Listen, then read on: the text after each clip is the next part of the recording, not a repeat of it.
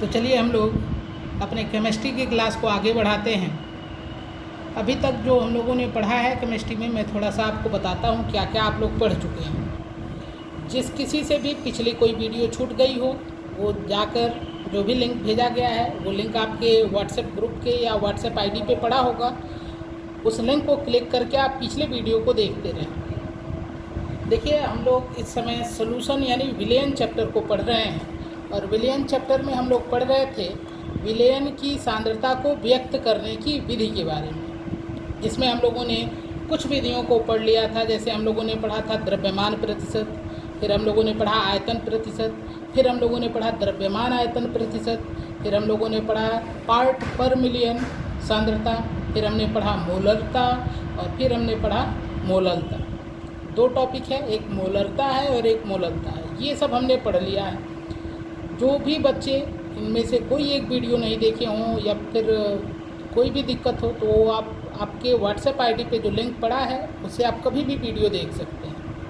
और उसके बाद यदि आपको कोई कन्फ्यूजन होता हो कि जैसे आपने वीडियो देख लिया और कोई पॉइंट ऐसा है जो आपको समझ में नहीं आता है, तो आप उसको व्हाट्सएप में अपने क्वेश्चन को डाल दीजिए, उसका आपको सलूशन दिया जाएगा। हो सकता है उसके लिए आपको अलग वीडियो दिया जाए, तो कोई दिक्कत नहीं है।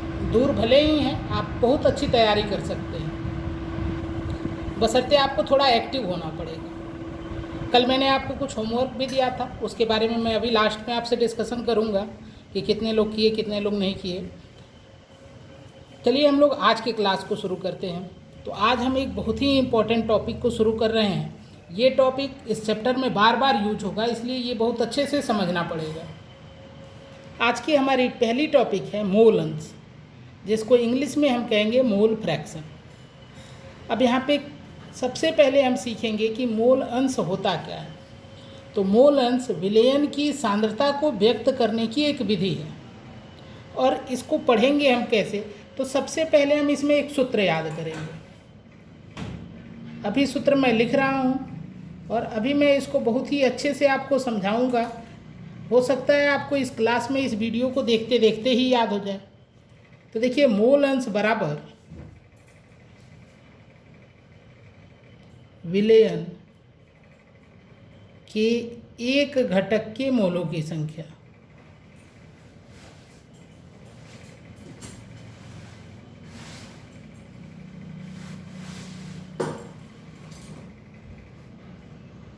मोलों की संख्या बटे विलयन के सभी घटकों की मोलों की संख्या।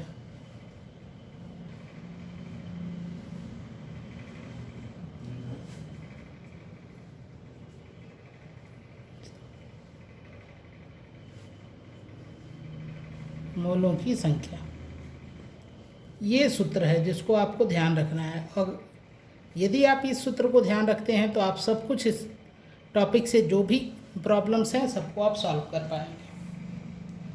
अब हम पहले समझते हैं कि इस सूत्र को हम याद कैसे करें। तो देखिए, यहाँ इंग्लिश वाला नाम देखिए, आप लिखा है मोल फ्रैक्शन। फ्रैक्शन क्या होता है ये आप लोग क्लास 8 से पढ़ते आ रहे हैं, क्लास 6 से ही पढ़ रहे होंगे फ्रैक्शन क्या होता है। यहाँ पे फ्रैक्शन किसका लिखना है? मोल का। और किसके लिए लिखना है? विलयन के लिए। तो देखिए, हमने लिखा मोल फ्रैक्शन, जिसको हिंदी में हम कहते हैं मोल अंश, बराबर फ्रैक्शन में आप जानते हैं कोई एक वैल्यू ऊपर रहेगी और जो कंप्लीट होता है, मतलब पूरा मान होता है, उसको नीचे रखते हैं। जैसे आप फ्रैक्शन में पढ़े हैं, मान लीजिए आप पढ़े 1/2, तो इसका मीन्स क्या होता है कि कोई एक ऑब्जेक्ट था जिसको हमने 2 पार्ट में डिवाइड किया और उसके एक पार्ट की बात कर रहे हैं, तो जो कुल जितने भाग हैं उसको नीचे रखना है। तो देखिए, यहाँ पर कुल भाग क्या है? विलयन के सभी घटक। तो इसलिए हमने नीचे रख दिया विलयन के सभी घटकों के मोलों की संख्या, और ऊपर हमने एक घटक के मोलों की संख्या लिखी है। तो जैसे हम लोग फ्रैक्शन पढ़ते हैं, ठीक ऐसे ही ये भी है। फ्रैक्शन को हिंदी में भिन्न कहते हैं। तो देखिए, ये मोल अंश है, और मोल अंश मीन्स मोल फ्रैक्शन। और मोल फ्रैक्शन में हम क्या लिखेंगे? विलयन के किसी एक घटक को ऊपर लिखेंगे और विलयन के सभी घटकों के मोलों की संख्या को नीचे लिखेंगे।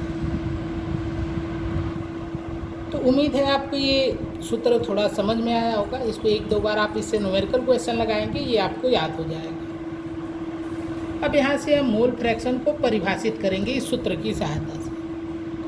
तो हम क्या लिखेंगे, तो देखिए हम लिख सकते हैं कि विलयन के किसी एक घटक के मोलों की संख्या तथा विलयन के सभी घटकों की मोलों की संख्या के अनुपात को, जब ये अपान में है तो इसको आप अनुपात कहते हैं, अनुपात को हम मोल अंश कहते हैं। तो देखिए मैं एक बार लिख भी देता हूँ, तो हम यहाँ से आपको नोट्स भी बनाते रहना है, मैं हर वीडियो में आपको बताता हूँ।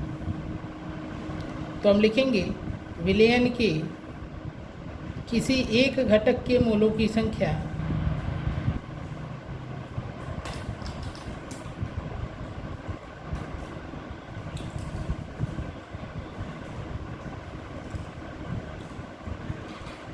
तथा विलयन के सभी घटकों के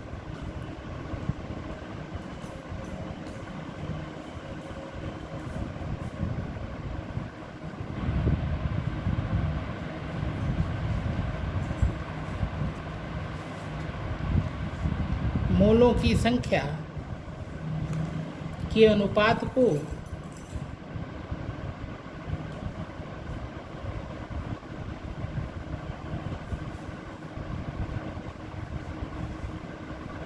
मोल अंश कहते हैं।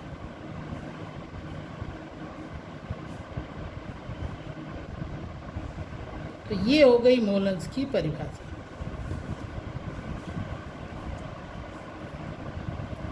अब देखिए यहाँ पर हमने लिखा है विलयन के एक घटक के मोलों की संख्या, और मैंने आपको कल भी बताया था एक घटक का अर्थ क्या होता है। एक घटक में ज़रूरत पड़ेगी तो हम एक घटक को विलेय रख लेंगे, और ज़रूरत पड़ने पे एक घटक की जगह पर हम विलायक भी लिख लेंगे। जैसे यहाँ से हम दो सूत्र लिख सकते हैं। जैसे हम कहें विलेय का मोल अंश के लिए सूत्र लिखिए, तो हम लिखेंगे विलेय का मोल अंश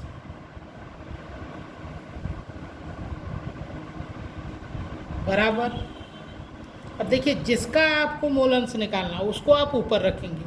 तो जहाँ पे हमने रखा है विलयन के एक घटक के मोलों की संख्या, जब हम निकालेंगे विलेय का मोल अंश तो वहाँ पे आप लिख देंगे विलेय के मोलों की संख्या। देखिए ऊपर हमको लिखना पड़ेगा विलेय के मोलों की संख्या, और नीचे हमेशा यही रहेगा, आप लिखेंगे विलयन के सभी घटकों के मोलों की संख्या, जिसको शॉर्ट में मैं लिख दूंगा विलयन के मोलों की कुल संख्या। बात वही है, जब सभी घटक करेंगे तो उसी को आप कुल मोलों की संख्या भी कहेंगे।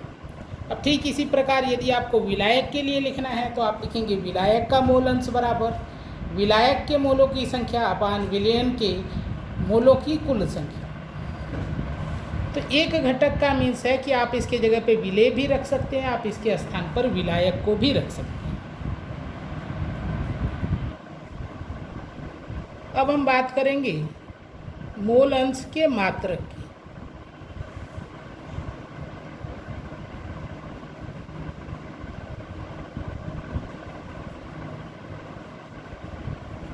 तो देखिए यहाँ पर आपने मोल अंश का सूत्र लिख रखा है। तो देखिए ऊपर आपने लिखा है विलयन के एक घटक के मोलों की संख्या, और मोलों की संख्या का मात्रक आप लिखेंगे मोल, और नीचे आपने लिखा है विलयन के सभी घटकों की मोलों की संख्या। यहाँ पर भी बात मोलों की संख्या की है, और मोलों की संख्या का मात्रक होता है मोल, और इस अवस्था में ये दोनों मोल एक दूसरे से कैंसिल होंगे और आपको मिलेगा 1, यानी कि जो मोल अंश है ये मात्रकहीन है, इसका कोई मात्रक नहीं होगा।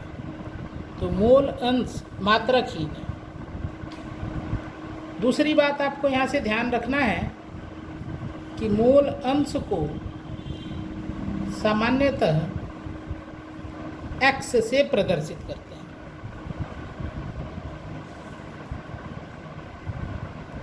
मोल अंश को x से प्रदर्शित करते हैं। तो ये हमने देखा कि मोल अंश क्या होता है। सबसे पहले हमने परिभाषा पढ़ा, फिर हमने उसका मात्रक पढ़ा, और हमने उसके लिए एक सिंबल देखा कि सामान्यतः यानी जनरली हम लोग मोल अंश के लिए x सिंबल का यूज करते हैं। अब यहाँ पे एक इम्पॉर्टेंट पॉइंट है जो हम यहाँ पे ध्यान से पढ़ेंगे, इसका बहुत यूज होता है हमारे केमिस्ट्री में। तो ये पॉइंट पहले समझिए। मान लीजिए हमारे पास ये एक विलयन है, एक पात्र लिया हमने, और इस पात्र में यानी कि इस बर्तन में हमने एक द्रव लिया। मान लीजिए ये द्रव जल है, इसमें हमने NaCl यानी कि नमक को घोला, फिर इसमें हमने शुगर को भी घोला। ठीक है, तो ये एक विलयन हमने बनाया। यहाँ पे हमने एक विलयन बनाया। अगर आपसे कहा जाए कि इस विलयन में जो ये विलयन हमने तैयार किया, आप बताइए इसमें घटक कितने हैं, तो आप कहेंगे इसमें 3 घटक हैं। और 3 घटक में हैं क्या, तीनों के नाम आप बताइए। तो एक घटक हो जाएगा आपका जल, दूसरा हो जाएगा नमक, तीसरा हो जाएगा शुगर। तो ये 3 घटक हैं इसके।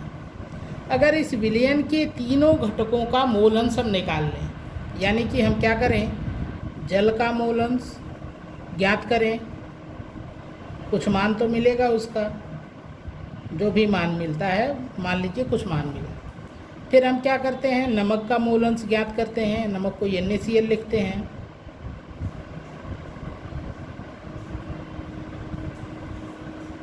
और फिर हम शुगर का मोल अंश ज्ञात करें, और तीनों को जोड़ दें। देखिए तीनों के बीच में मैंने प्लस साइन लगा दिया, मैं इस तीनों को हम जोड़ रहे हैं, तो इसका सम हमेशा यानी कि इसका योग हमेशा 1 आएगा। यानी कि मेरे कहने का अर्थ ये है कि कोई भी विलयन हो, उसमें चाहे जितने भी घटक हों, यदि सभी घटकों के मोल अंश को, सभी घटकों के मोल अंशों का योग करेंगे हम, तो वो हमेशा 1 आता है। यानी कि शॉर्ट में मैं यहाँ पे लिख रहा हूँ, इस सेंटेंस को आप बहुत ध्यान से देखिएगा। मैं कहूँगा किसी विलयन की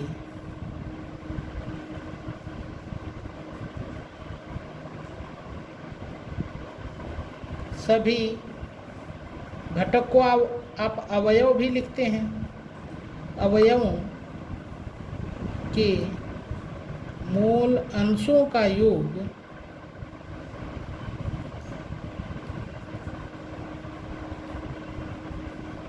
एक होता है।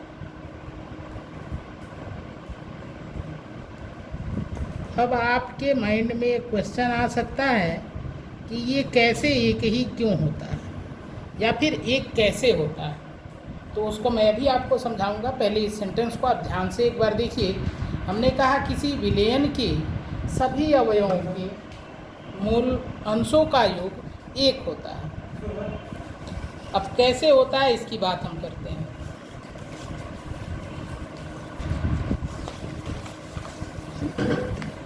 तो इसको हम समझने के लिए एक द्विअंगी विलयन लेंगे। मैंने आपको पहले ही एक वीडियो में समझा दिया था कि द्विअंगी विलयन क्या होता है। मतलब ऐसा विलयन जिसमें 2 घटक हों या 2 अवयव हों। इंग्लिश में इसको बाइनरी सॉल्यूशन कहते हैं। द्विअंगी, यहाँ पे विलयन भी लिख लीजिए, द्विअंगी विलयन लेंगे।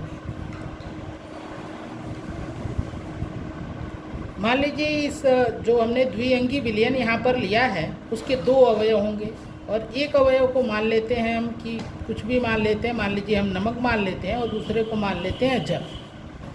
यानी कि जब हम जल में नमक घोलेंगे तो इस विलयन को हम द्विअंगी विलयन कह सकते हैं। अब क्यों कह सकते हैं, क्योंकि कुल मिला के इस विलयन में 2 ही अवयव हैं या 2 ही घटक हैं, इसलिए हम इसको द्विअंगी विलयन कहते हैं। आप त्रिअंगी विलयन भी ले सकते हैं, कोई भी विलयन ले सकते हैं। मैं यहाँ पर द्विअंगी विलयन लेकर आपको समझाऊंगा, और क्यों समझा रहा हूँ द्विअंगी विलयन लेकर, वो आपको आगे समझ में आएगा। अब देखिए हम क्या करते हैं। यहाँ पर सबसे पहले हम लिखते हैं विलेय का मोल अंश। यहाँ पर विलेय आपने नमक लिया है, तो आप नमक का मोल अंश भी लिख सकते हैं, लेकिन मैंने यहाँ पर विलेय का मोल अंश ही लिख दिया है। कोई उससे दिक्कत नहीं है, आप विलेय चेंज भी कर सकते हैं। तो विलेय का मूल अंश का सूत्र हम लिखेंगे, तो हम लिखेंगे विलेय के मोलों की संख्या, विलेय के मोलों की संख्या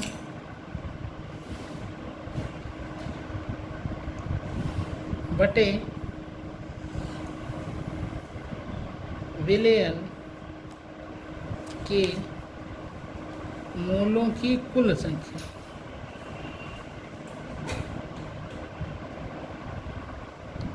ठीक है, यहाँ पे हम मान लीजिए विलेय के मोल अंश को यहाँ पे x लिखते हैं और यहाँ पे NaCl लिख देते हैं, क्योंकि हमारा विलेय NaCl है। 60 में मैं लिख रहा हूँ ताकि बार बार इतना ना लिखना पड़े। बराबर विलेय के मोलों की संख्या को मैं 60 में लिख दे रहा हूँ, n इसके नीचे छोटा सा लिख दूंगा NaCl, ये आपका विलेय है। अपान में मैं लिखूँगा विलयन के मोलों की कुल संख्या, यानी कि यदि हम NaCl के मोलों की संख्या और जल के मोलों की संख्या जोड़ दें तो ये हो जाएगा विलयन के मोलों की कुल संख्या, क्योंकि उसके 2 ही घटक थे और दोनों को हमने जोड़ दिया। तो ये हो गया विलेय का मोल अंश। अब हम लिखेंगे विलायक का मोल अंश, तो हम लिखेंगे x H2O।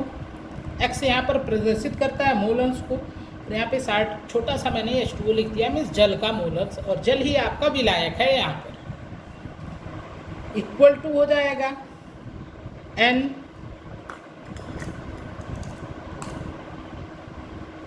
H2O। क्यों ऊपर हमने NH2O लिखा? क्योंकि हम जानते हैं कि जब विलायक के मोल अंश की बात करेंगे तो ऊपर हम लिखेंगे विलायक के मोलों की संख्या और नीचे हम लिखेंगे विलयन के मोलों की कुल संख्या। तो विलायक हमारा जल था, इसलिए हमने लिखा NH2O, यानी कि विलायक के मोलों की संख्या, और नीचे तो हमेशा विलयन के कुल मोलों की संख्या होगा, तो NaCl और प्लस NH2। ये हो गया विलायक का मोल अंश। अब हम दोनों को जोड़ेंगे। हम क्या करेंगे? विलेय का मूल अंश और धन विलायक का मूल अंश करेंगे। तो अब देखिए दोनों के मान रखते हैं यहाँ पर। तो इसके जगह पे हम रखेंगे NaCl अपान NaCl और प्लस NH2 और प्लस XH2O का मान रखिए, तो NH2O अपान NaCl और प्लस NH2। अब जब इसको जोड़ेंगे तो देखिए दोनों जो यहाँ पे फ्रैक्शन से यानी भिन्न मिल रही हैं, उनके जो हर हैं वो समान हैं। तो इसका हम LCM लेंगे तो यही मिलेगा आपको। क्या मिलेगा? NaCl और प्लस NH2, और ऊपर वाले हिस्से को अब जोड़ दीजिए तो हो जाएगा, यहाँ से मिलेगा आपको NaCl और प्लस NH2। अब देखिए ये और ये एक दूसरे से कैंसिल हो जाएंगे और आंसर मिलेगा आपको 1। तो यही तो मैंने आपको समझाया था अभी। मैंने आपसे कहा कोई भी विलयन हो, यदि उसके सभी अवयवों के मूल अंशों का योग करेंगे तो वो हमेशा 1 आए। अब यहाँ पे द्विअंगी विलयन हमने इसलिए लिया क्योंकि 2 को ही जोड़ना पड़ेगा। इसमें हम शुगर भी लेते तो यहाँ पे एक चीज़ और भी जुड़ता, थोड़ा इक्वेशन बड़ा होता और कोई दिक्कत नहीं है, आप करके देख सकते हैं। और आप ऐसे भी जानते हैं कि नॉर्मली जो फ्रैक्शंस होते हैं उनका सम एक ही होता है। जैसे आप कहें 1/2 + 1/2 तो = 1 होता है, तो फ्रैक्शन का सम 1 होता है। तो ये हमने समझा मूल अंश को, और हमने पढ़ा कि किसी विलयन के सभी अवयवों का मूल अंश हमेशा 1 होता है। तो अब हम बात करेंगे आपके होमवर्क। देखिए मैं पिछले आपको कई दिनों से, मतलब 2 दिनों से लगभग होमवर्क आपको दे रहा हूँ, लेकिन अभी तक आप लोग होमवर्क करके दिखा नहीं रहे हैं। आपको दिखाने का तरीका भी बताया था मैंने पिछले वीडियो में कि आप होमवर्क लगाइए, अपना नोट्स भी बनाइए और उसको आप व्हाट्सएप ग्रुप में उसका इमेज शेयर करिए। उस इमेज को एनालाइज करूँगा मैं, देखूँगा आपसे कोई गलती हो रही है कि नहीं, और कोई गलती होगी तो आपको मैं रिप्लाई करूँगा, और जो भी प्रॉब्लम होगी आपकी वो सॉल्व की जाएगी। तो ये तो हमने पढ़ा कि बताया आपको कि होमवर्क आपको दिखाना, चेक कैसे कराना है। अब रही बात आपकी होमवर्क क्या होगा आज। जो होमवर्क होगा। आप जब बुक पढ़ेंगे उसमें आप देखेंगे तो आपको मिलेगा पाठ निहित प्रश्न। जो पाठ निहित प्रश्न हैं वो आपको 4 या 5 दिए गए हैं। उन सब को मैंने आपसे कहा था 2.1 और 2.2 लगा लीजिएगा। तो ये तो शायद कुछ बच्चे लगा चुके होंगे, तो आप इसको 2.3, 2.4, 2.5 मतलब जहाँ तक दिया गया हो, 4 तक दिया गया होगा तो 4 तक ही ये आपको कंप्लीट कर लेना है। और जिस भी क्वेश्चन में दिक्कत हो उसको आपको व्हाट्सएप ग्रुप में बताना है कि ये हमसे नहीं लग पा रहा है, वो आपको मैं लगवा दूंगा। ये हो गया आपका पहला होमवर्क। और दूसरा भी आपको एक काम करना है जो कि मैं हर वीडियो में आपको बताता हूँ कि आपको अपना नोट्स बनाना है। जो आप नोट्स बना रहे हो, यदि उसमें किसी टॉपिक में आपको कन्फ्यूजन है कि इसको कैसे लिखेंगे हम, इसका नोट्स नहीं बन पा रहा है, तो वो बताइएगा, उसका नोट्स मैं आपको प्रोवाइड कराऊंगा। लेकिन कोशिश करिए आप अपना खुद का नोट्स बनाइए। तो ये हो गया आपका होमवर्क, ये सारे क्वेश्चन और ये आपको नोट्स चेक कराना है। चेक कैसे कराना है मैंने बता दिया कि व्हाट्सएप ग्रुप में आपको इमेज शेयर करना है, वहाँ मैं चेक कर दूँगा। तो आज की क्लास में बस इतना ही। आगे की पढ़ाई हम लोग कल करते हैं और उम्मीद करता हूँ कि आप लोग ये होमवर्क कंप्लीट करके दिखाएंगे ज़रूर। और अटेंडेंस के बारे में भी मैंने आपको पिछली वीडियो में समझा दिया था कि जब आप वीडियो देखें तो उसके कमेंट सेक्शन में अपना नाम लिख दें, ताकि हमको पता चले कि कितने लोग अच्छे से वीडियो को देख रहे हैं। ठीक है, तो फिर आज के लिए बस इतना ही। आगे कल वाली क्लास में बात करें।